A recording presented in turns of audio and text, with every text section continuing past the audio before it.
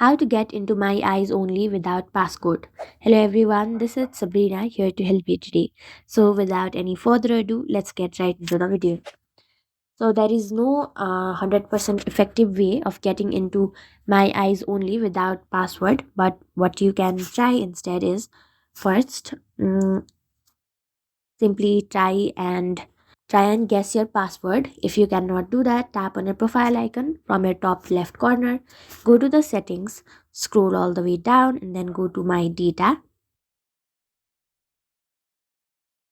After that, simply select the type of data that you want to download, that is your uh, snaps and chats. After that, scroll down and then tap on next, select the export data date range and then submit it, and your all the files and all your snaps, including the one in your my eyes only, might also be included in that download file. So that's it. Thank you for watching this video.